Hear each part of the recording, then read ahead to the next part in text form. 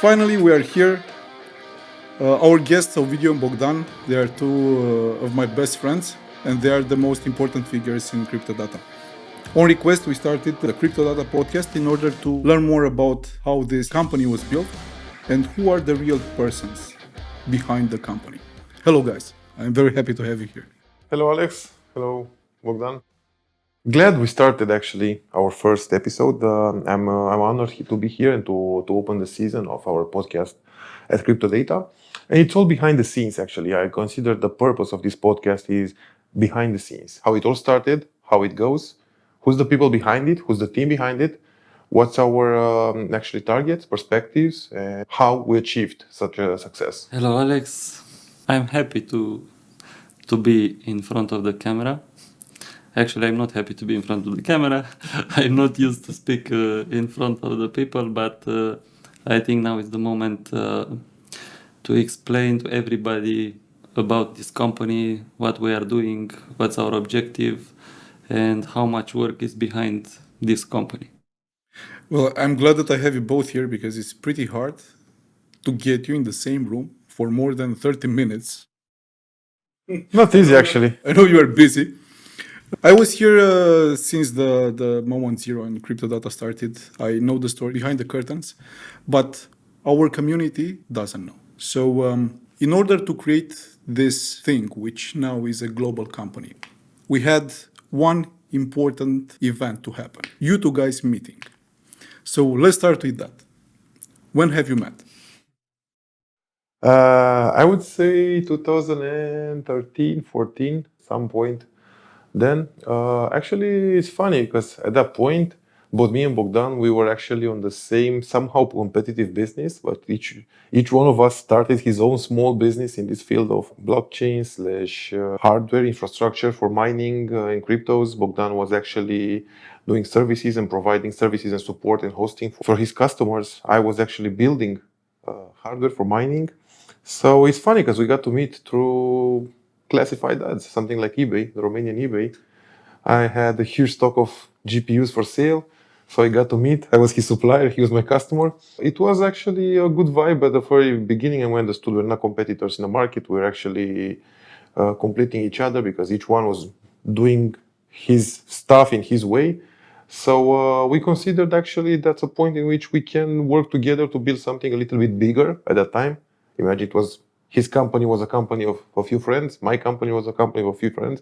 So it was nothing massive, no corporate, no board of directors. It was probably me, two engineers, and an accountant. I didn't have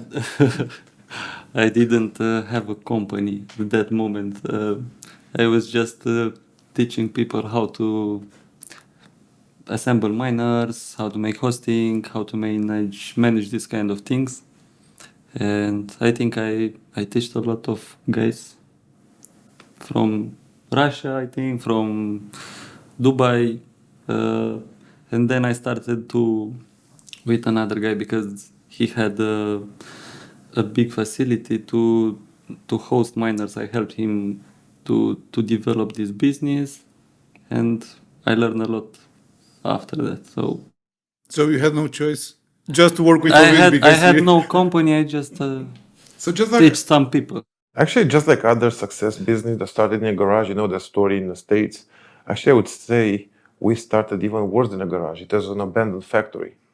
In Buzău County, the factory was partly demolished, and Bogdan considered re-technologizing, actually painting the walls and adding some infrastructure for hardware. And then we got to meet and we started a little bit more developing and investing, but still, it was a wrecked factory. It was a demolished, abandoned factory where we started our mining facility at the very beginnings, that 2013. And then easy, we started to build the flow. We went with the flow, actually. The market was crazy high at that point. It was crazy peaks in terms of hardware, in terms of demand. It was a huge demand, no hardware in the market. So only those who struggled to source from some point in the market had hardware to sell with huge margins. So I would say we were the right persons, the lucky persons at the right moment in time to actually go with the flow and start with the very, very, very beginning of this blockchain hype, crypto hype and everything. Of course, the road to success is paved with a lot of challenges. So probably we had a few very key moments in time in which we had to decide what is the direction of the company, what is the direction of this joint venture, because it was already a joint venture. So we consider we started CryptoDATA at that point, but it was a gathering of friends trying to build a bigger business. But challenges in terms of okay, what direction, what do we do? You cannot rely only on hardware for mining crypto and customers to host miners with you and everything. You had to find a direction, to have a vision and a coherent vision and a coherent business plan. So there were a lot of decisions to make in terms of okay, what do we do? What industries do we approach? How do we approach the industries? Do we reinvest what we made? Because at that time, even $50,000, $100,000 were a huge amount for us. So we had to decide whether we reinvest the profit or we take the money home and buy some new cars or something. You see now the face of CryptoDATA as of 2023, a huge company with a lot of industries and branches and it being involved in huge industries. But back in the days, it was a small company struggling to make some money. Luckily, we made and struggling to decide what to do with the money actually. So overall, it's a story about vision, about hard work, and First, I think it's a story about a lot of luck. You're not lucky. You can work. well, I was able to see that the businessman who lives inside the video came out. But what we want to discuss about is the persons behind the CEO position, behind the head of strategy. We are friends. We have years since we know We each are other. not friends. We don't have time to meet each other. You started in a business at a small level. You were a supplier, and Bogdan was a buyer, right? No, it was not so big. It was not so big. No, Something small. No. It was small for both of us actually. This business was very small because it was pioneering. Nobody considered this a business. It was an opportunity to probably make some money at the time. Nobody knew what infrastructure is, what blockchain is, what miners are, and computing powers and everything. We heard from some friends, okay, you can make money if you share your computing power with a network that nobody heard of at that time, and somebody might pay you in a virtual currency nobody ever heard of. Nobody knew what that was. So we had to understand what that currency is and whether you can get rid of it or sell it to make some real money. So when we saw there might be an opportunity to make some capital, we said, okay, why not? And I gathered on my side, I gathered all computers and I bought some second-hand servers and computers and CPUs and I started trying and testing. When I saw the opportunity was real, that's at the point when I considered, okay, I can do this as a business. I can supply real components and sell to the others. And I think Bogdan was at the same opportunity idea because also, as far as I know, he started more or less the same, trying some junk computers in the garage. Yeah, I was teaching some people how to manage, and in the same time, I was trying to get some components for them because it was a shortage. So You were teaching them how to run them or how to troubleshoot them. both of them. And I made a video on the something like marketplace on the I mean, in internet. eBay. Yeah, At this moment, CryptoData is a giant in the industry, right? You were talking about blockchain technology. The hype started like 10 years ago, but a lot of people have no idea what this is. And still they still don't they have don't understand any and idea. don't, yeah. This is very, very interesting because you guys tested the technology and you came up with a revolutionary system, the VOBP. That is something very interesting. So just tell our community how you discovered that. You see, Bogdan mentioned about luck earlier. So I would say the luckiest part of our business construction was the fact we understood from the early stages. Cryptocurrency is something, an application. Blockchain is a technology. Blockchain is not cryptocurrency. Luckily, we understood very early. Blockchain is something far more comprehensive as a technology, a support technology, while cryptocurrency is an application based on this technology. If we wouldn't have understood that, and still today, 2023, there's people who don't understand what, and they don't make a difference between blockchain as a technology and cryptocurrency as an application. If we wouldn't have made this difference, we wouldn't have been here today. Because, at least from where I'm standing, we took a decision, a very crucial decision, 2017, 2016, so very early compared to today, to involve blockchain and technology into various other industries, to try some other applications of this technology than the financial one. Because if you remember back in the days, everybody said, let's decentralize banks, let's make some decentralized money and everything. But what do you have to do only with the financial system? Why only against decentralizing financial system? Why don't we decentralize something else? The emails, for example. Something, anything. Data transfer. Based on a cloud, you decentralize. Why not? So that was actually the challenge. Why not? Why to go only and look at the financial system where you can go to some other industries? So I would say both of us were on the same vibe and on the same level of understanding what is the technology and what we can do with the technology. Otherwise, would have been probably still today trying to mine cryptocurrencies at the same level of a small entrepreneur in Romania. Yeah, the main idea is you have to adapt. It was not about we want to discover something else. As we said, it was about luck and it was about the need to adapt. Because the electricity price increased at that moment, and we knew that we have no future in mining cryptocurrency in Romania or in Europe. And we knew that people will not come to our mining data center to host the devices or to build new devices or these kind of things. So we discovered something like how we can survive, and we discovered these kind of things about blockchain as a technology and not as Bitcoin mining. So, in a business way of saying, we actually understood there's not a certain future in the cryptocurrency industry, so we had to find some other ideas. But it's a funny story, actually. You know how we ended up to this direction? Actually, one day we were in that huge mining facility, the old factory. It was like a 300, 400 meters huge warehouse. Bogdan was in one end, I was in the other end. It was 3 o'clock in the morning. We couldn't call each other because between the shelves there was a Faraday cage, so we had no network. So we had to talk to each other. So I was texting him through a Bitcoin Core wallet, sending him 0.0001, so 10 Satoshi of Bitcoin. That was like something, 100,000 of a dollar.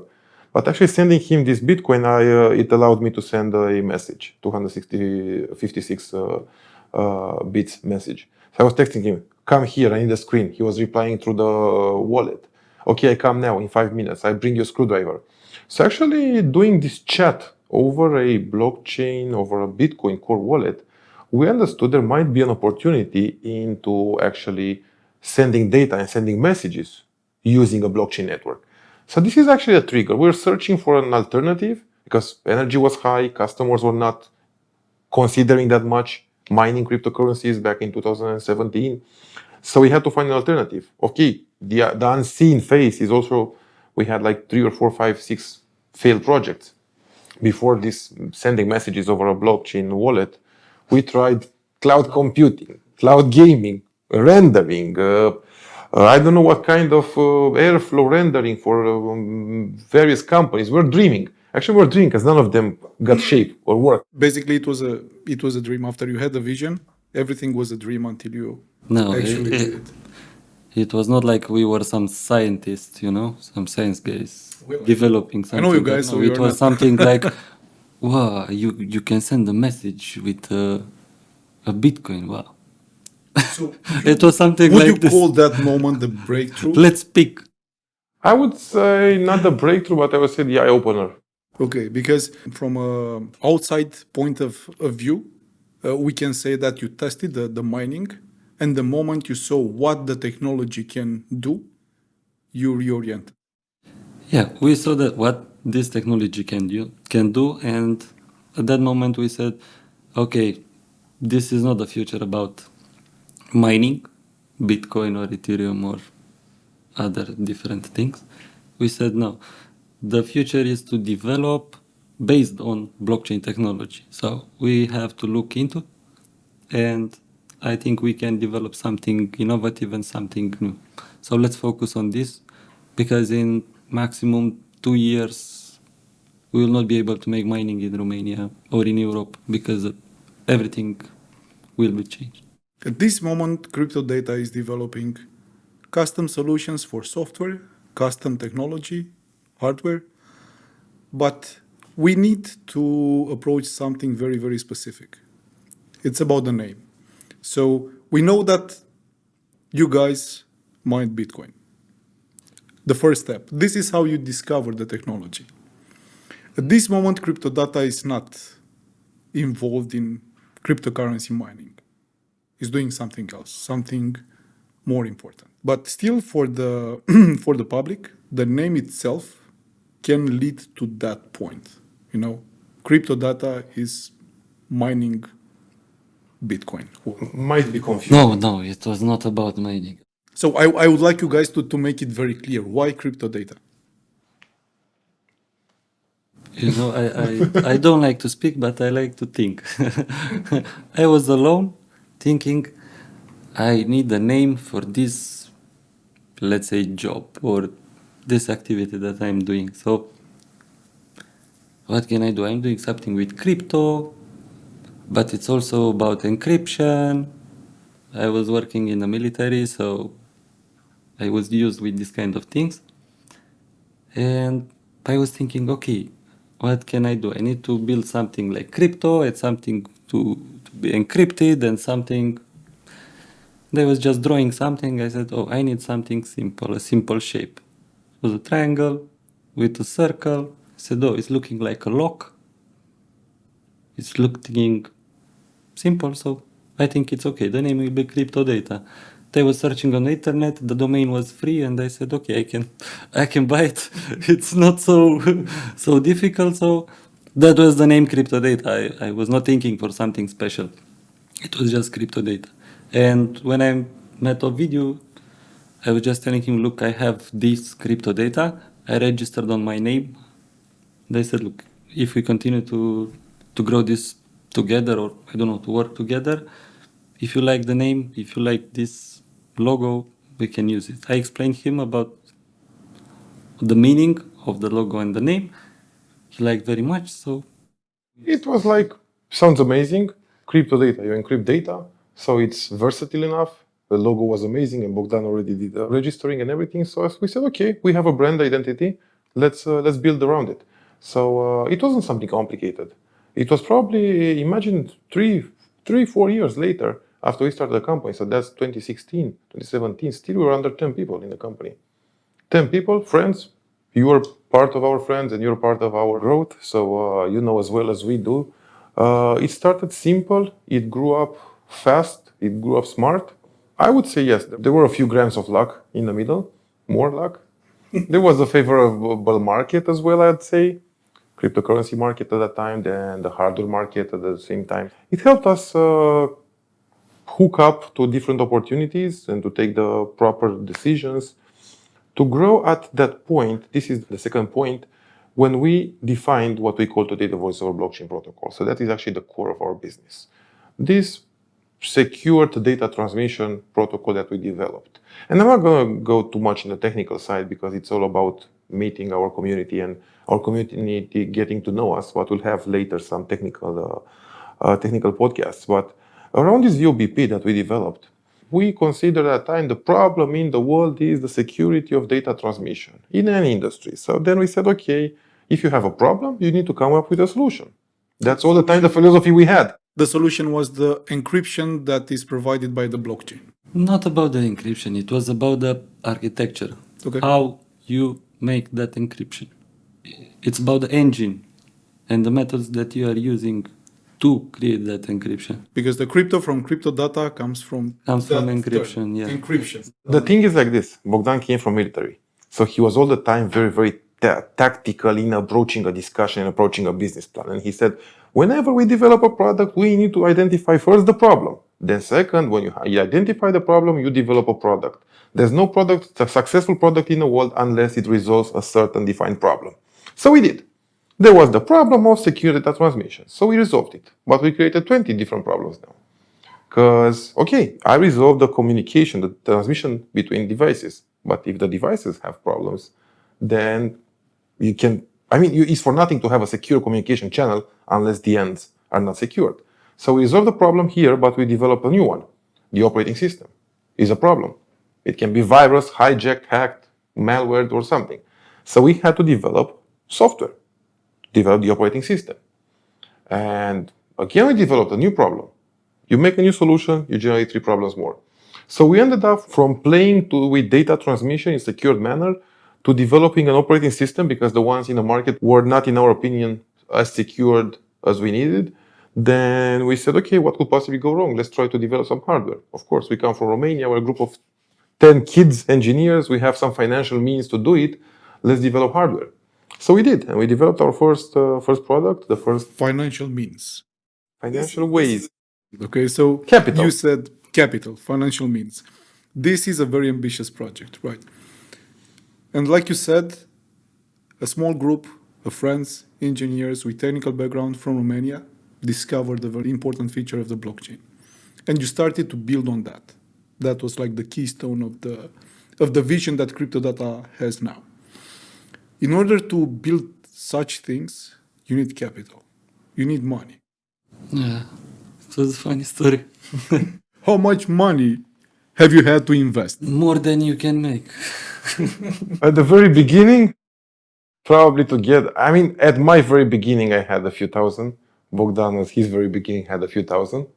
But of course, you multiply and you reinvest and you smartly reinvest in. It's all about. No. Now he is thinking about this. At the beginning, no. We were thinking in a different way. When you have a couple of thousand, you cannot invest and reinvest. No. We were just thinking, oh, we discovered something special. Now let's create a product and now let's sell. We have a lot of money. For us, a lot of money means a couple of 100,000. Let's discuss about the first product. So you identified a problem, you came up with a solution, which, like you said, created more problems, but you tried to provide a unique solution that will include all the answers that you need. What was the first product that addressed this matter? Before we go to the first product, this series of I identified a problem, generated an answer, a new problem, a new answer, and so on. It took us 3 years. It took us 3 years in which what we call today, it was research and development. So we were also under pressure because you develop a product and an operating system and a communication architecture and a hardware, but you don't have money to support it for 3 or 4 years because you have to pay engineers, developers, third parties, suppliers, and everything. We were under pressure of, okay, we develop a product, but if we don't find a market for it, we're gone. We're bankrupt. It was the 6th or 7th project we tried because we failed with cloud rendering, cloud gaming, cloud computing. So it was probably the last shot. It was the last shot. We used our resource to develop this smartphone. This is our first product, the smartphone, the Impulse smartphone. And indeed, that was the good shot because it worked and somehow it has success in the market. Yes. No, it was 2018. The problem is you define a new product in a new market. So there was no market, actually. So we realized we have an amazing product, but there was no market. So a new problem. We were thinking that our product is the best, something unique, never exists. And it It's was the very best, but special. people knew nothing about it. We had no market for it. we built, and after that we was looking. It's nice, it's beautiful. Nobody's buying. Well, what about the market? At some point, you had to do something in order to sell your product, right? As we said, we had some luck. Okay, tell us more about the luck. In our opinion, everybody needed cybersecurity. Everybody needed a cybersecurity dedicated phone in his pocket. So if we would have asked probably 100 people, everybody would have said in a market study, yes, I need to be cybersecurity protected with my smartphone. Correct. So we developed that tool, that smartphone. But people realized they don't want to carry 2 smartphones, one smartphone and one semi-smartphone because it's limited, but it's private. People didn't understand why they need a second device for security and the first device for multimedia.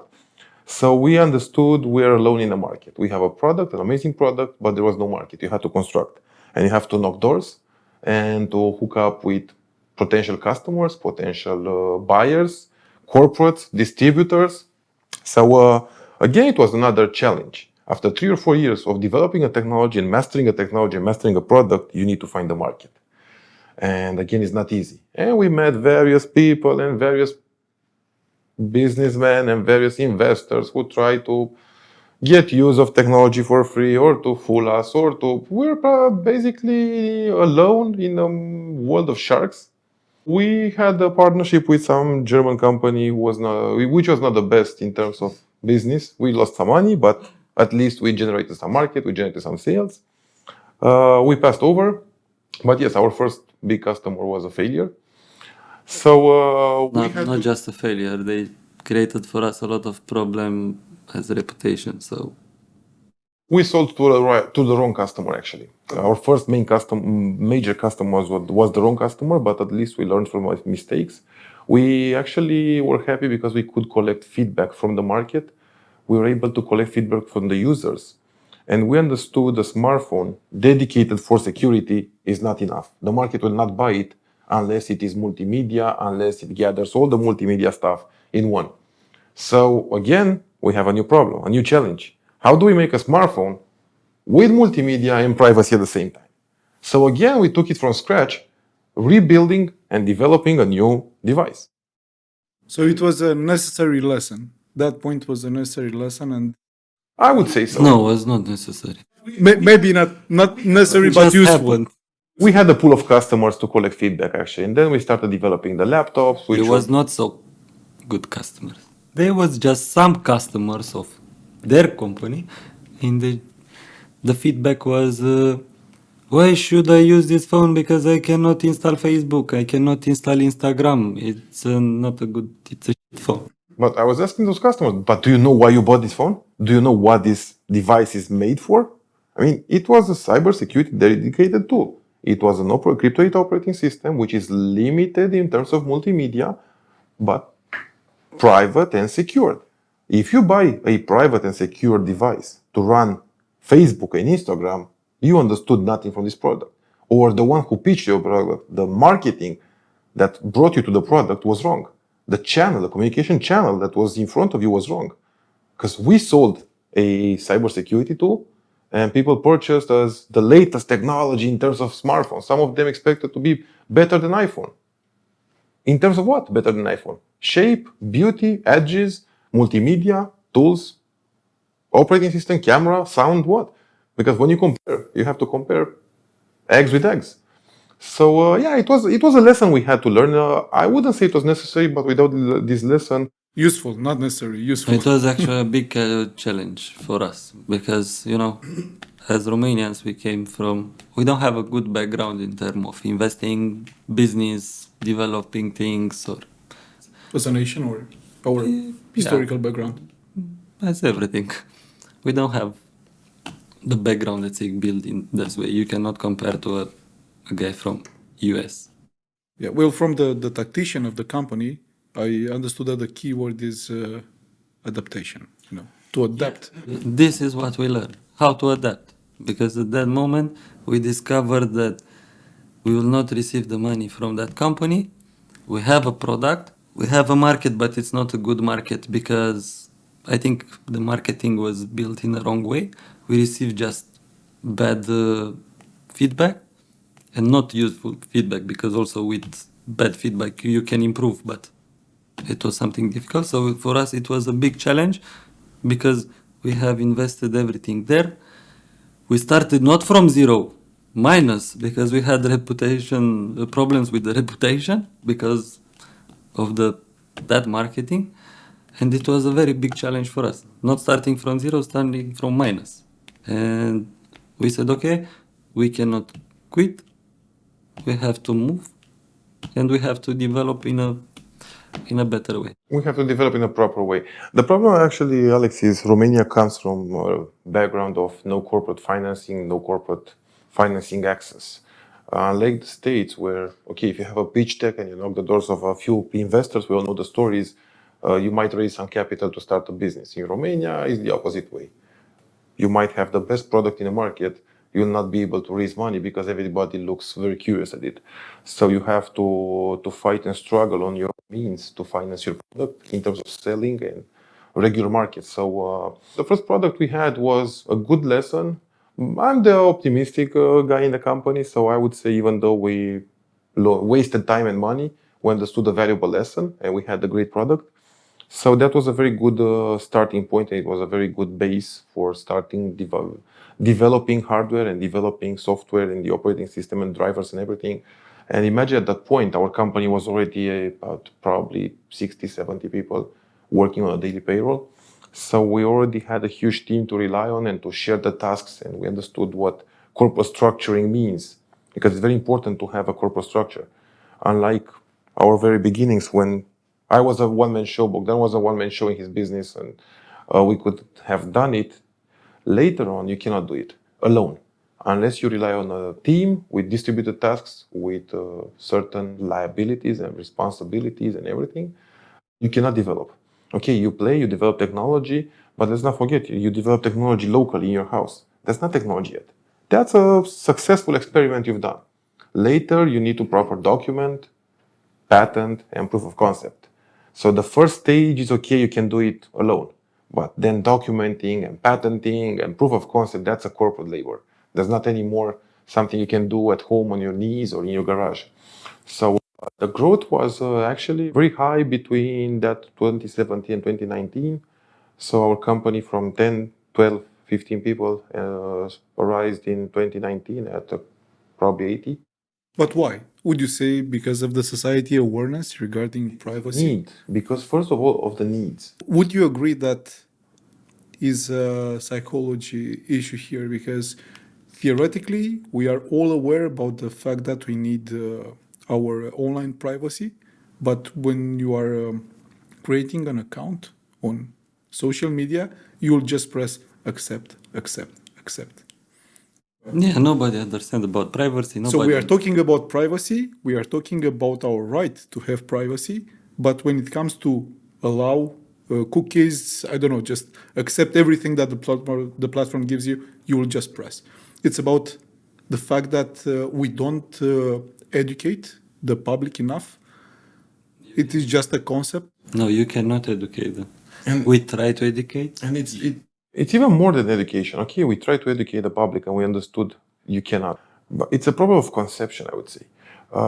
When you pitch a cybersecurity dedicated tool, a computer, an operating system that's not virusable, hijackable, and so on, and you pitch to the average guy, you know what's the first answer?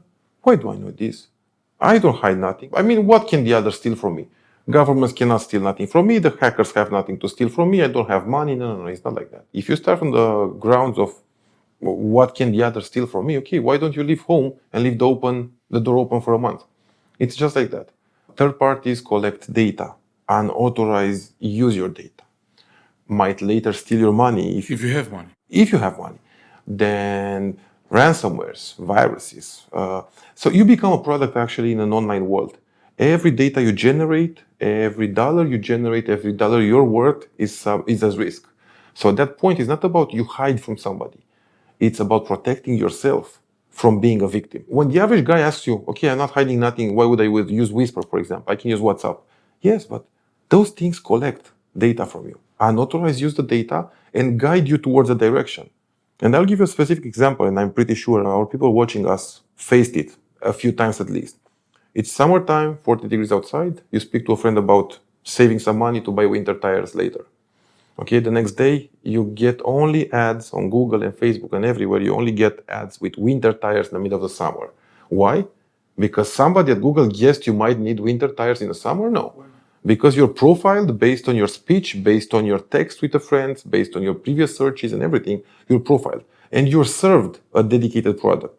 The moment you're actually bombarded with a different product, you might think you need that product. Yeah, but what if I really need it? But that changes your perspective. I mean, it should let you consider what you need. I mean, there's a point in which your life guides based on the decisions made by those corporates who serve you dedicated stuff. And this is the cool stuff of the unauthorized data collection. The bad stuff of the unauthorized data collection is at the point you want to buy the tires, you won't have money because somebody stole it from you. Or you won't have your email available because somebody hijacked it. No, we had a lot of discussion in the company. That's why CryptoDATA at this moment is not a company to build these kind of things. Encrypted devices. You will die if you continue to sell these things. This kind of discussions we had a lot of times, and we said, okay, CryptoDATA cannot survive only if we sell these devices, only if we sell this technology. So we have to do something. This is how we changed again. A new decision to make. Came up with a solution. You had a lot of lessons, and at this moment, CryptoDATA is developing more projects in the same time. Well, let's discuss about CryptoDATA 2023.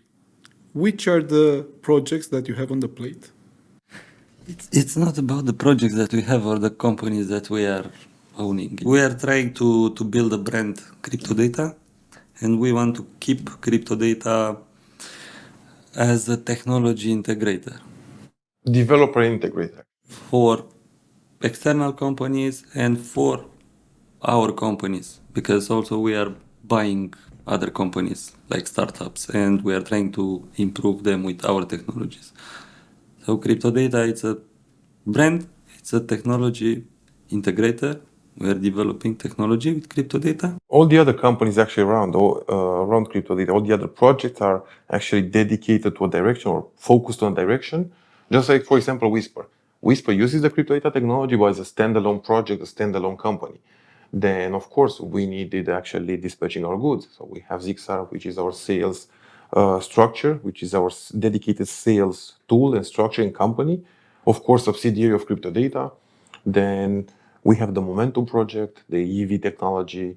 Then, of course, we considered communication and communication channels. So we arrived in MotoGP. We purchased the MotoGP team, so that's also a subsidiary of CryptoDATA. And actually, every single project and every single activity of CryptoDATA relies on the CryptoDATA technology, relies on the CryptoDATA reputation, started on CryptoDATA's shoulders, but it's actually a self-identified project, a self-identified company, a self-identified entity that grows and expands and scales up independently. But everything and in between is CryptoDATA. Know-how, technology, management, integration, development, everything lies here in the headquarters. So all the projects are like a puzzle that are coming up together and create like a big thing, which includes communication, technology, blockchain technology, and after that you move to automotive. You two guys, you have different personalities, and probably this is why this company developed so much and so fast, and because of your adaptability attributes. There are so many projects that we need to discuss 2-3 minutes about each of them. It's difficult to discuss about the projects, and people will never understand CryptoDATA. First, they are thinking it's something with crypto, building crypto. So, but CryptoDATA and MotoGP team, for example, something different. No, we are not developing motorbikes. We are not developing cars. We are not developing these kind of things. We said, okay, we have the opportunity to buy this team, and now what we can do with this team? Integrate technology. Exactly. It's a promoter for our technology. So if you can develop the technology and integrate in the highest standard, it means that your company is something huge. No? So if you can integrate the technology in MotoGP and in Formula One, or to make that business to work in your way, it means you are at that level. No? So this is the main idea. You can build a technology, but if you cannot promote, or people, if they are not able to see what you developed, it's equal to zero. You can cure cancer, but if people will not know about this. That's true.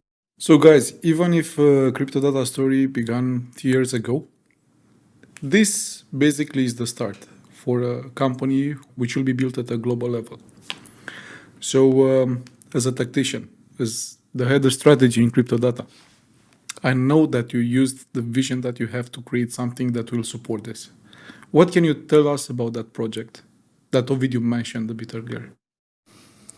As we said, we developed some devices, we developed the technology, but we had no customers because it was a market, an inexisting market. So we were thinking what we can do to sell.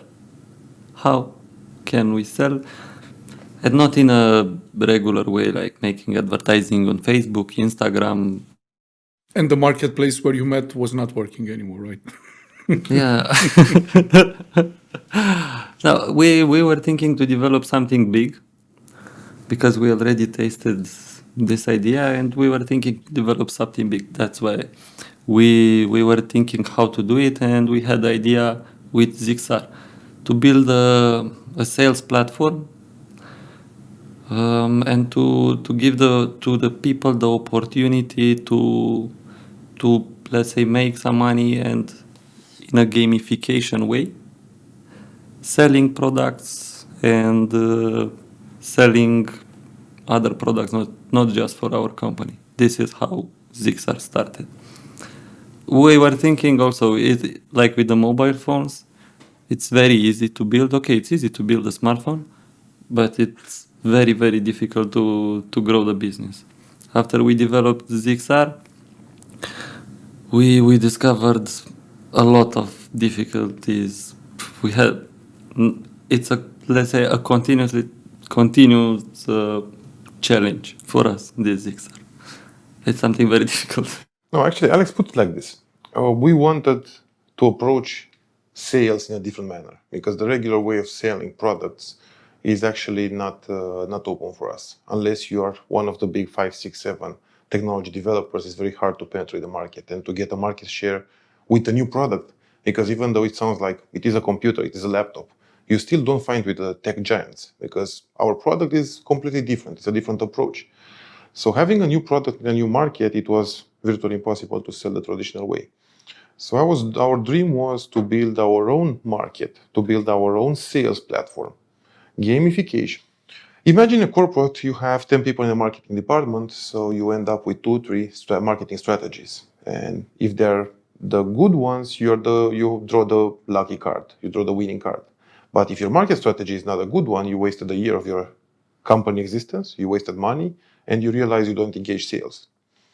Zixar was a different approach. We said, okay, let's have our own marketing affiliates from all over the world. So actually, we built up an amazing sales platform, an amazing tool for sales that combines marketing and sales techniques of over 100,000 members. And that is the beauty. If you have an amazing sales technique, come prove your technique is the best and you get rewarded for that. And then your friend and your friend and his friend and somebody from the States and somebody from Canada. So each person can do his own local sales techniques, marketing activities in his own community as per his own vision and as per his own unwritten rules in the community, because it's a different way to penetrate the US market compared to the Indian market or the South African market or the German market. It's a completely different approach in each culture. So then why would we do a strategy, a marketing strategy at the company when we can have the people in the field to build the marketing strategies? So Zixar started shy 2021, started shy as our sales platform, and we grew it up to over 100,000 members as of now, with a huge gamification or entertainment gamification experience with amazing features, with automation, a lot of automation. And our vision is to become a marketplace. So it's not only a sales platform, but it will become a marketplace to take advantage or to benefit of the entire community with the aforementioned marketing strategies. And definitely, both me and Bogdan, we had different visions, and we had to put them together and combine our visions and our strategies and our expectations from the community. And I consider we mastered this project, this product called Zixar, which is a standalone indeed, is a standalone project and product, but of course is highly linked to CryptoDATA, which is the developer of the products for the moment. In the close future, CryptoDATA will become only one of the developers of products. Even you or your friends, as long as you have a valid idea and a valid product, can join the Zixar community and start selling through the marketplace. Well, Zixar, it will be a highly debated subject here in this podcast in the next episodes. But gamification is something new. At least in my opinion, CryptoDATA is the first company that brought on the market this term, gamification. Can you tell us more about what actually means? It's not something, let's say, difficult. We like to play video games. Yeah, we have a big history together. We didn't develop Zixar because we were thinking how to sell our devices. We had the experience with a German company that we provided technology for them. We learned something. Then we had another customer from Germany that they came with a project, but again without a market and without people. And we said, okay, what we know how to build. Okay, let's build something to help them to sell. And after that, maybe we will list other projects here. But because we like to play games, we said, let's build this for everybody. If you are happy, you will work and you will sell and maybe you'll make money. But if you are happy and if you enjoy the platform, no, that's why we build Zixar in that way with gamification.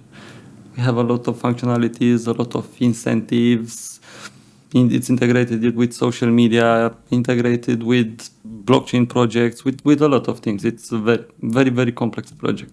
So basically, you give the power to the people. You have empowered people, and they are the masters of their own. In an things. interactive way. This is the most important problem, the interactivity. We build the environment, we develop the game, and we give to the people. So it's a selling platform, right?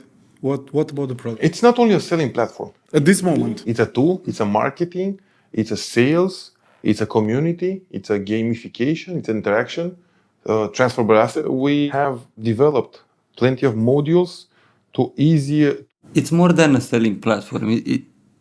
It's not like making their life easier. We have to interact with them. If you are just saying, I'm giving you something, if you sell, you receive this amount, you are not happy, no? You are just... this will not work forever. We ease the affiliate job actually with this platform. And I would probably say we have today one of the top three probably sales platforms, marketing platforms in the world in terms of complexity. And again, we're not comparing to selling websites like Amazon or something. No, we're far from that. We're exactly the opposite. We're not a virtual shop. We're a It will be community bigger. manager and marketing manager and sales management platform. And it's a tool to ease the marketing guy's life. It's integrated also with other projects. How we said, CryptoDATA, it's a technology integrator. Now with Zixar, we started to implement in Zixar the European Union project, CGAI, that we developed. So it will be better than Amazon, I think, in the future. If you visit Zixar page, you'll find a new project, which is LifePod. And we have LifePod here. That's an interesting story. It's very interesting, and this moment the subject is not totally opened, right? Because the project is at the beginning, and it will be launched in the future, in the next month or something like this. You can tell me more Let's about say this. it's just a huge market there. Okay. LifePod is actually bigger than any other project we got engaged in. And So we need another episode. we need another episode, but in short terms, while developing Zixar in the last 2 years, we started developing LifePod, which is actually the next level of the gamification experience in Zixar, but towards a different end. Games, gaming, gambling, betting, sport betting, everything united in one single platform with a unique experience, with unique features, with unique affiliates program, with a huge community, with the marketing and support of MotoGP and Formula One activities. So again, with a huge community. So LifePod is actually a game changer, and it's a game changer platform, deal changer for everybody in this industry of gaming and gambling and gamification, because it brings all these assets together. And the most important is the community. We start with a huge community. We grow with a huge community, and let's not forget in IT, in development, everything is built around community. If you have the community, you can develop the project as per the community feedback, as per the community demands and needs. If you first build a project without having the community, you might end up delivering something the community doesn't like or doesn't use or doesn't need. So yes, for Lifeboat, we'll dedicate a new episode in our podcast because we need at least 2 hours to express the technology, to express the idea, the vision, the platform, technology behind it, the operations, and the opportunity of generating incomes, the opportunity of generating passive incomes, affiliates programs, and everything. But I tell you, the market we're operating in is over 300 billion a year. This is the market we're operating in. So we are aiming for the next 2 years to gather 1.5% of this market share for us, for Lifeboat. So this is a huge project addressed to a huge market, and like I said earlier, this is only the beginning. So just to conclude what we discussed until this point, we have CryptoDATA, and all other projects are under CryptoDATA umbrella, right? No. Please. No. Okay. We have CryptoDATA as technology integrator, and we have different businesses. We are linking these businesses together to use the advantage in a performant way. We have the entire supply chain in-house. Okay. We have our marketing inside, we have our graphic inside, we have the IT department inside, we have the legal inside, sales, everything. Now we are working to use the advantage for each of the project. Basically, Alex, to perform in this industry we're doing, it's not enough to rely on third parties. So you need to develop your own R&D department, marketing, graphics, legal, finance, then marketing outside, communication channels, sales. Everything should be in-house to have an entire supply chain, to have your own supply chain in order to develop custom products, to be successful, to have better margins, to grow faster, because in this industry, if you don't grow, the others will get market share before you. Do so. Unless you have everything in-house, in my opinion, it's very, very hard to be successful. That's why we expanded the company towards these different directions. From R&D, IT, engineering, to marketing, communications, sales, technology integrator, technology development, and so on. So in the end of the day, we have the entire supply chain, just like our grandparents said. If you have a bakery, then you have to buy the land to crop yourself, and then to have the sales of the bakery. So you have from the crop all the way to the distribution of the bread. That's But actually the best CryptoDATA business has model. also the meal, right? Because you have to have a meal, right? We have the milk, and we have the eggs, and we have the salt, and yep. The thing is that until this point, we discussed a lot of subjects, and the common ground was blockchain, IT, technology. But we know that you are in a business that uses a regular engine and fuel. Ovidiu mentioned MotoGP. That's very elitistic, right? There are like 11 companies in the whole world that owns a MotoGP team. And I'm pretty sure that our community is very curious how CryptoDATA got there.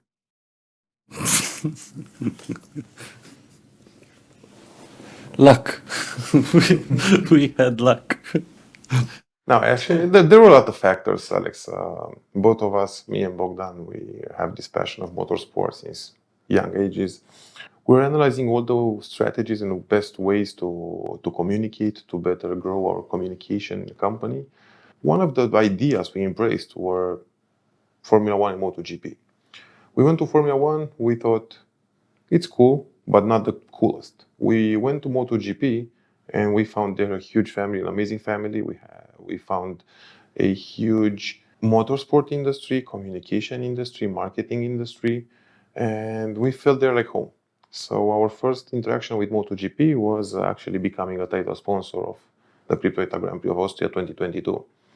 And after this experience, we understood the power of worldwide communication through a global motorsport, through a reputable motorsport. And on the other hand, the motorsport itself is something as challenging and It gives you that adrenaline you need on a day by day.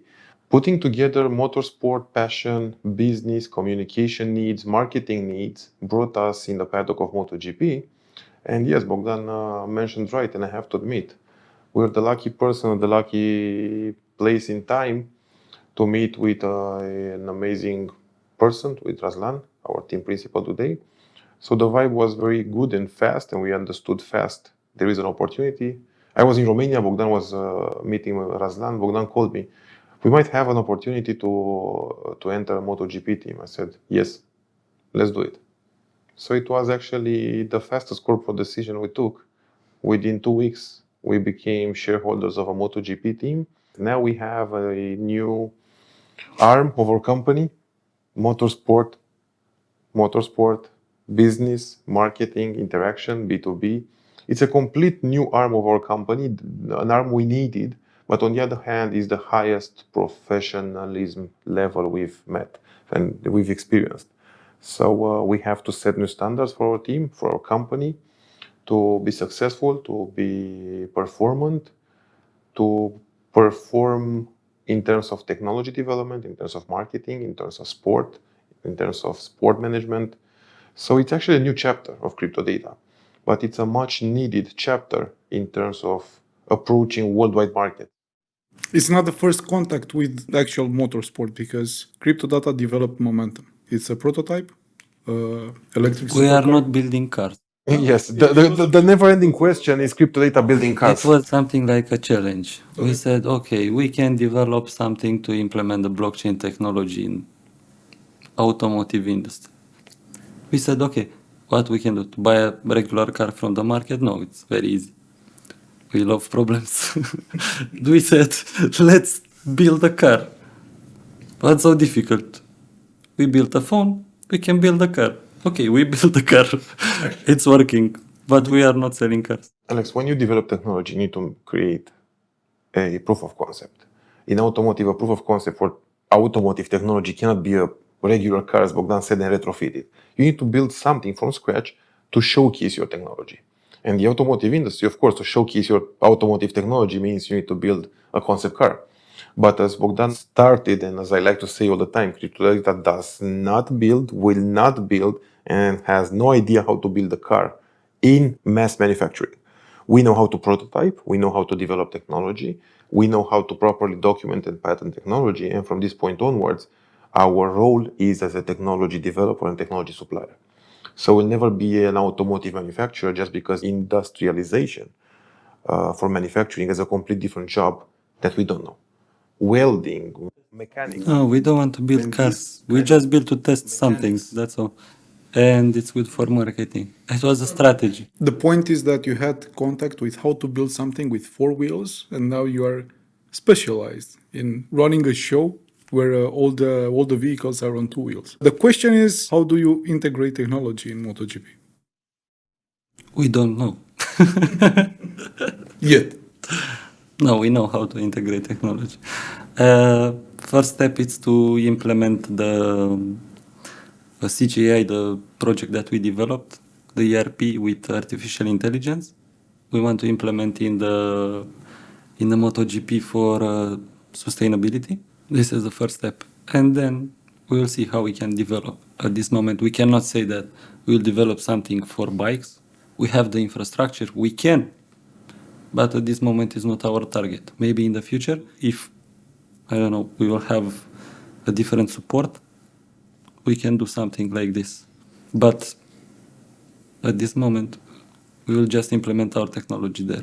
Actually, you have to make a difference, a clear difference between motorsport technology and management technology. For the moment, we're only looking at implementing technology in the management side. In the motorsport side, yet we cannot state we have something revolutionary that will change spinning of the wheel. No, we don't have, and definitely the engineers building the bikes for us, April engineers developing the bikes are a lot more experienced than us in their field of activity. Yet we don't have, we have some ideas, we have some things we test, we research, but yet we do not touch the bikes, but we touch the marketing and the management side of the team, which is actually a complete different industry. It is an industry to modernize, to technologize, to create processes, to automate. So there's plenty of things to be implemented as a technology in managing a MotoGP team.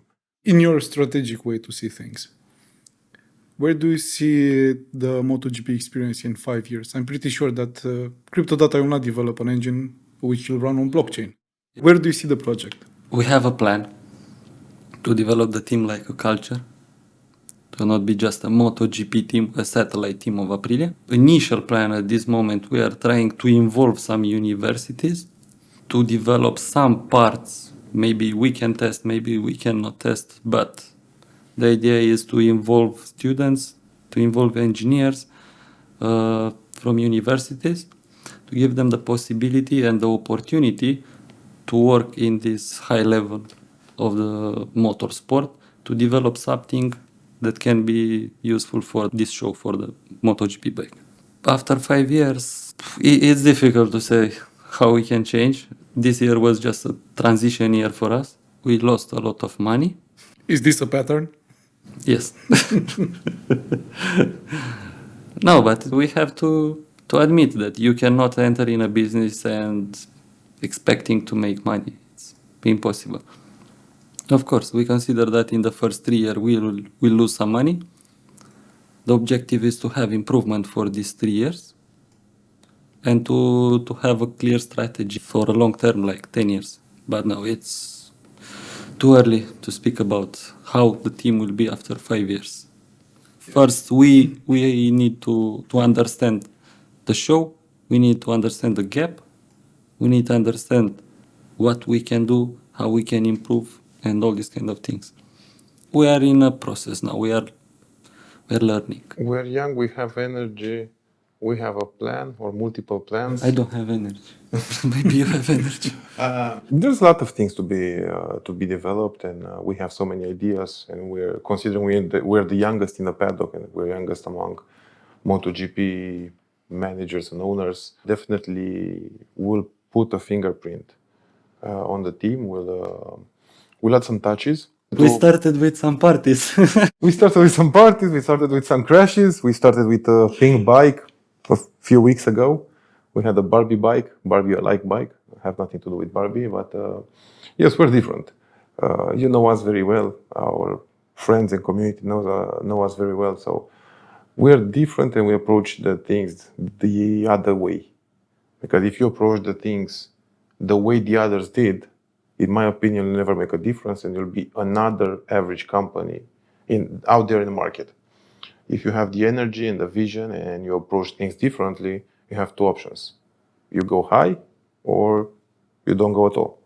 So it seems by now we grew up in 10 years from $3,000 investment in a few servers up to where we are today at a level of over 200 employees. I'm owning a MotoGP team, that's all. And thinking out of the box was a big thing to get the company here. Thinking out of the box, hard work. No, we were overwork. just all in all the time. That was all. Not out of the box, all in. And after that, you have to survive and you have to adapt.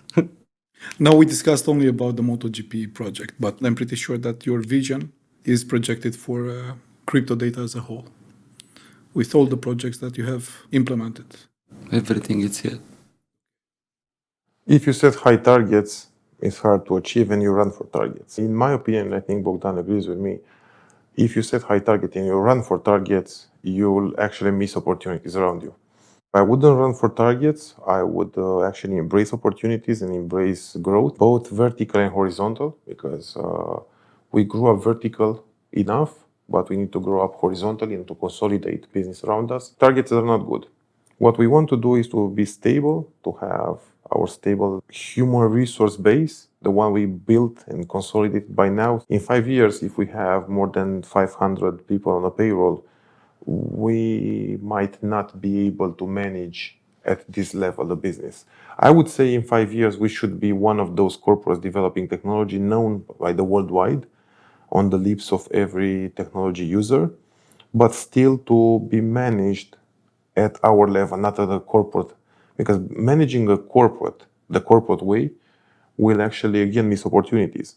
And that's how we grew up. That's how we mastered technology, and that's how we came up with so many projects in such a short time.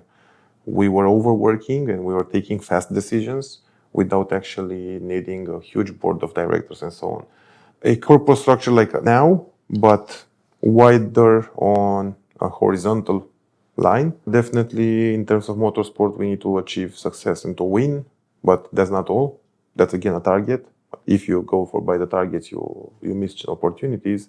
In terms of technology, definitely we need to expand our portfolio. We need to approach different other industries, consumer industries, niche industries.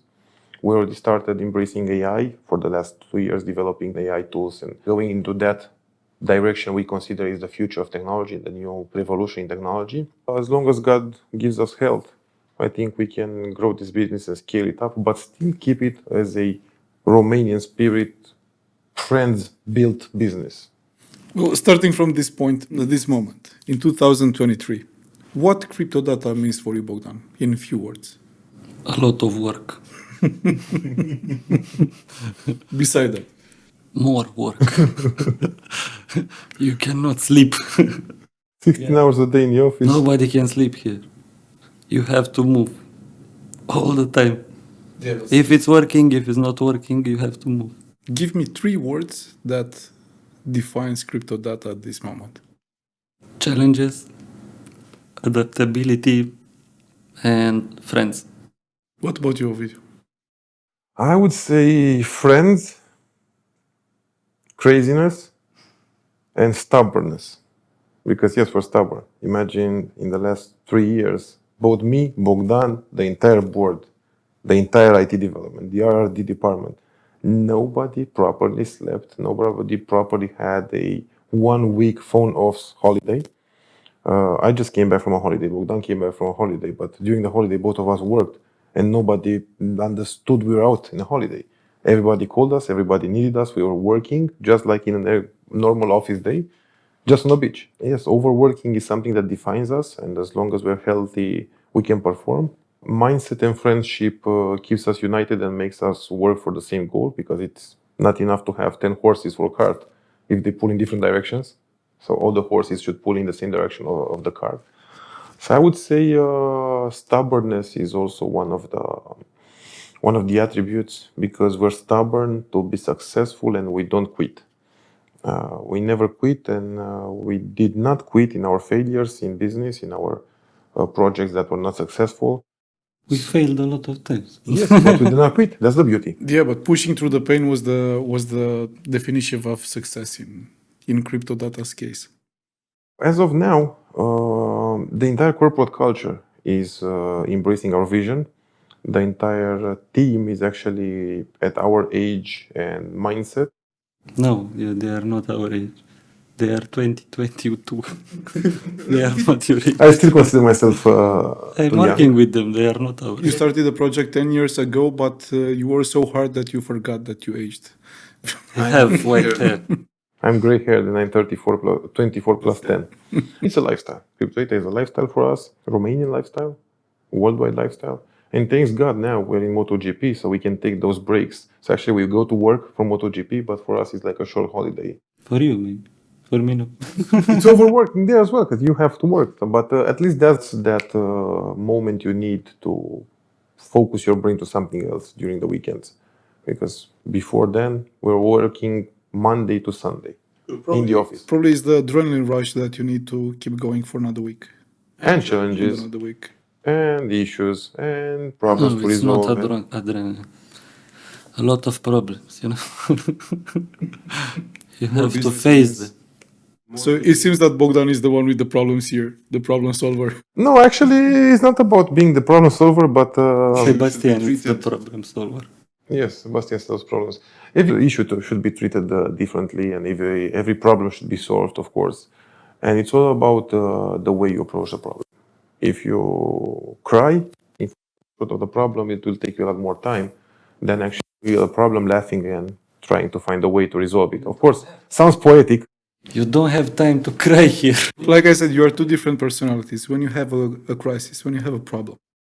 We don't have crisis. We have just problems. You have only solutions. You don't have problems. The beauty is actually if Bogdan takes a decision, I don't debate it. If I take a decision, he doesn't debate it. So depends who is the one facing the problem. So usually whenever somebody has a problem, they go to either Bogdan or me, but they know exactly this problem is for Bogdan or this problem is for a video.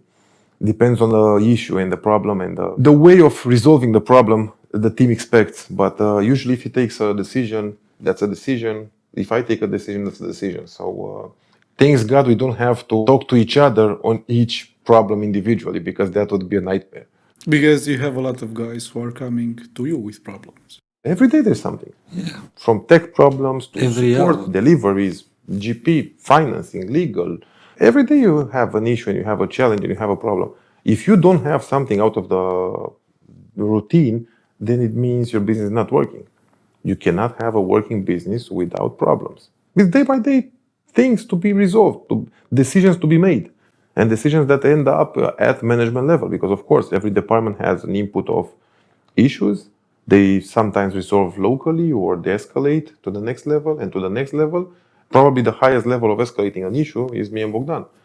But when you have in the same day, you face IT bugs to resolve and to take decisions, financial things, legal things, sales, MotoGP, mechanical, R&D, your mind goes crazy because you have to do in the same time to take decisions in R&D mechanical or into financial decision or an IT bug.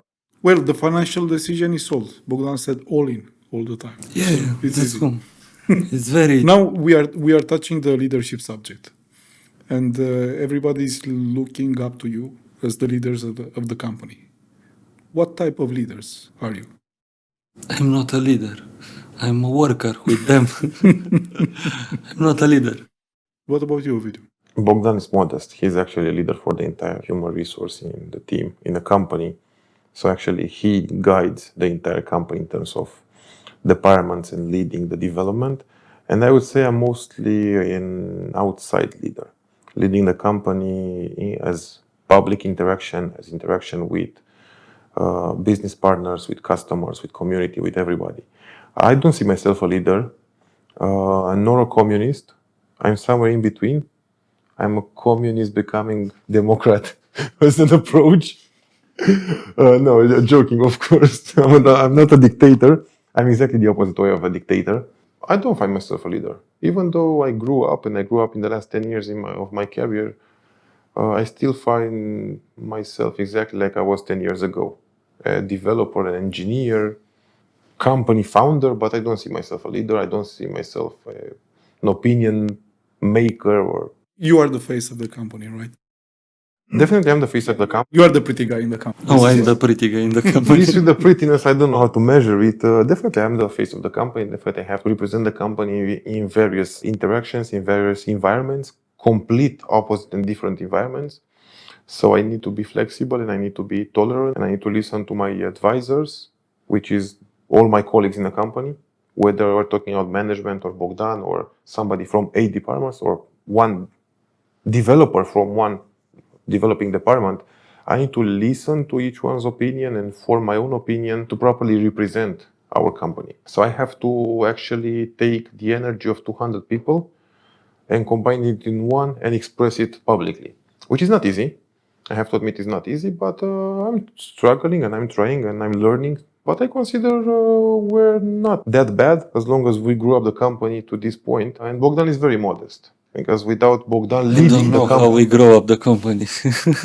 he overworks himself, I overwork myself, and probably that's where the leadership comes. As long as you give an example to your team, as long as they see you working and pulling the same horse cart as they do, that's a different mindset for the team. If the team looks at you as a leader, but you sleep and you come to work at 3 o'clock and you leave at 5, definitely you have no example to give. You have no example to teach, and definitely your entire organization will become like you. Lazy, leave it for tomorrow, it might work. No, this doesn't work in CryptoDATA. Laziness and leave it like that, it works until tomorrow or... No, it's like leave it like that until tomorrow because we have other things. to do today. That's the only case where you say leave it for tomorrow, when you have the different priorities list. And definitely, if you go now and ask every department about their priority list, they're probably overbooked for the next month with inside tasks. And that's also something you have to do as a manager, as a leader. Time management, priorities management. That's something we never considered up to a few years ago.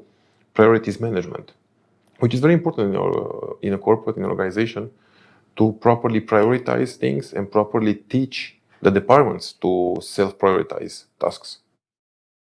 No, we cannot teach them how to do this. We must adapt at that moment. We have to change. We have to do. We have to. Some years in the corporate environment. You had partners, you met a lot of people. Have you seen this kind of dynamic somewhere else? Or is something specific for CryptoDATA? No, all our partners, they came, they saw, and after that they said, "How it's working."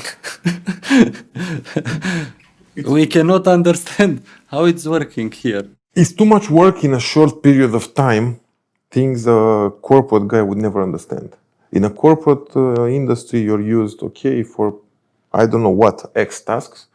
You need to report, you need to first create a feasibility report, to talk to the board, to make a meeting, to take a million signatures, things. In a corporate, a task that for us takes 5 minutes, it might take weeks. A task to get a paperwork, to get a decision, to make I don't know what change on a front end on a main landing page. I mean, for our landing page, as long as Bogdan or me decides this is a strategy and we need to change something, okay, we talk to the developers, they start implementing, we go live. For a corporate, it takes 5 months to change the landing page of a site. The idea is you have to assume the responsibility. So if you receive something and you have to fix at that moment, it's not necessary to go to us. You have to assume and you have to solve. This is how you move fast. And that's why I said you have to go all in.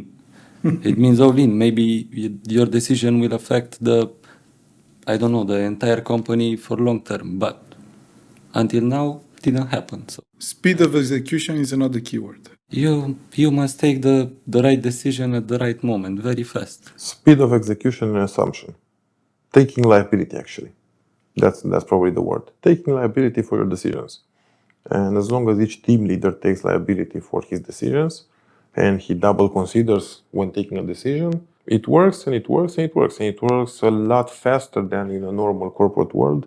As Bogdan pointed, all our business partners were amazed when they came here and they saw we achieve in a week whatever the others would achieve in 3 months. They were like, no, this is not possible. Nobody will take a decision to invest a lot of millions in a MotoGP team in 2 weeks. You cannot find a company. Without audit. We did our audit. We took the decision. Also develop a new product that you have an idea, you measure the market, you decide building a product, and within 1 year you already sell it. Comparing to the tech giants who need at least 3 years of prototyping, testing the market, testing the water, studying feasibilities, questioning, pooling the market and users and so on. We took, for example, look at this computer in front of you. Do you know how long it took us to make the decision of the final layout and the final secondary display, which is actually an impact of millions in terms of manufacturing? The secondary display is a decision we took in 10 minutes. And that impacted our costs of manufacturing with millions of dollars. So of course, nobody knew whether a computer with an extra display on the back will sell better than a normal computer without an extra display. Of course, on top of some other features, but it's a decision you have to take, and that's it. Do you have metrics? You did some research, but after that you took the decision in 10 minutes. So Yes. Yes. The decision was in 10 minutes, but the research was not in 10 minutes. No, R&D after, of course, it took time. But the problem is like this. Once the management takes a decision, departments need to find a way to do it. And that's also a challenge. We have different time, It's relative for both of us. You have your time, I have my time, That's why you said 10 minutes, but it's not 10 minutes. The 10 minutes is the decision. We want to have this. The weight is on the shoulders of the departments who need month and month of R&D to implement it, how to do it. Because if the management came up with an idea, they have to somehow find a solution. So that's actually what takes time, indeed. But as an impact of a solution, it didn't take us more than 10 minutes to consider it. No, we did the research before to take. We had a coffee and we took the decision. 10 minutes, but Research prior to analyzing what is the perspectives and what is the options, of course. But take that in a corporate level and see whether a tech giant would take this decision and analyze options and take a decision in 10 minutes. Regarding the products that CryptoDATA is building, the community is curious which will be the next new product that you will put on the market. it's difficult to work with hardware.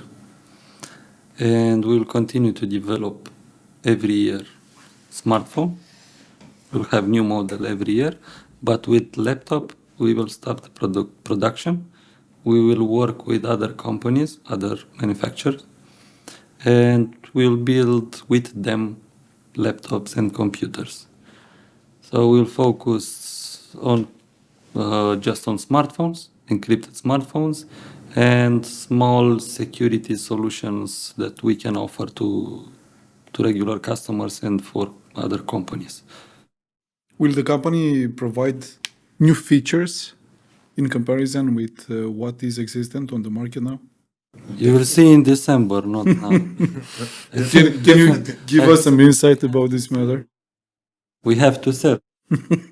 It's a strategy. I cannot. Okay. Definitely, we build features, and as long as we build technology, definitely we come up with features. But of course, we cannot disclose the surprises. We cannot spoil the surprises. It will not be better than iPhone. For sure, it will not be. It is a decision we had to make. And working with those tech giants who develop hardware is at a point in time a better decision than to develop your own hardware and partially do the work they've done. Because you cannot improve in screens, you cannot improve in batteries, in keypads, in keyboards and touchpads and everything. So why would we double the work they've already done as long as we can team up with a tech giant and actually source part of their technology with them together and continue the research and development onto our skill, which is the cybersecurity niche, the software niche, and features. Because this is where we are skilled and this is where we perform in software, in features, and technology development. We never claimed we are better than the others in screens or batteries or average components, because we're not. We are not building phones. We are building devices for cybersecurity. That's all. We will not have a good camera. We will not take better pictures. No. Just because we do not consider building a filter for beauty. The smartphones will be at the same level with the competition. It's easy to build a smartphone. It's not something difficult. Okay, first smartphone that we developed, Impulse, it was very difficult because we had an idea with that shape, with key, encryption key, and these kind of things. It was very difficult to build. But it's not difficult to build a phone, a smartphone. It's very easy. Yeah, but the core of the phone was the key and the software, right? Yes, and it was difficult to build the shape, actually, not the phone. To integrate the key. Yes. And actually, the core is the key, the We'll not software, and do the that. features, the cybersecurity features. We'll not do that again. The interesting thing that is that all the smartphones that will appear will inherit the same basic encrypted characteristics. Yes. So this will be a feature that you will be offering on all the variants that you'll have. Probably more and more enhanced. Yes. We'll develop on user experience. We'll build a design and we'll build a software based on user experience. And the phone will be used for security, not for other things. And we'll keep to continue this phone every year. And not multimedia. So we'll never challenge those guys who build multimedia smartphones because we do not actually play in the same field. We don't want to be in that market. We cannot fight with China. You cannot fight with, not even with, we are not speaking about Samsung and iPhone. No. You cannot go in that market. For us, no, it's impossible. And it's also not our market. Our company is a cybersecurity company. It's not a actually multimedia beauty filters cameras company. If we're focused on cameras, most likely we would have built a new lens, a new camera, and this and that, and we have had a regular Android on our smartphones. So you have to focus on something and be performant on something. And that's our vision actually in business. I need to focus on something I know and I'm skilled at. Doing another average product with an average usability will bring you to being another average or under average company. To be a successful company with an average product, I'm afraid you cannot. So then, yes, probably that's our philosophy. What do we do? Cybersecurity tools. Do they look like a smartphone? They do. Are they smartphones? Sometimes not. Because you don't have the beauty stuff. You don't have I don't know what kind of games or solitaire inside or something. What do you have for the community? As departing thoughts, I know that you're very busy, and I'm happy that I had you here for this long. He's the guy with the motivational speaking. I have nothing for them. So what you have for them is only surprises that will be in the shape of the products. Actually, for the community, we have a lot of novelty and a lot of cool stuff coming this year. I mean, before December, we have to unveil a lot of surprises and products and features and Zixar features and Zixar incentives and MotoGP unveils for the next year and strategies. It's going to be a full end of the year, starting September. So we have the last 4 months of the year full of surprises, full of novelty, full of technology and unveils. But as usual, I can never spoil the surprises up front, so I'll not tell you nothing. Definitely, we're stubborn to grow up the community and to offer our community our best products, services, tools, opportunities, incentives, content, because yes, indeed, we also have to give the tools and the means, the content for our community to properly engage. We're talking earlier about marketing. I need to give the community the tools to properly engage marketing, to properly engage sales and activation. So then our community should rely on us and sleep with a good peace of mind that the corporate is actually developing and developing and developing just to generate tools and means, ways for activation, engagement, and sales. So overall, the company just started to provide better and better solutions regarding your field.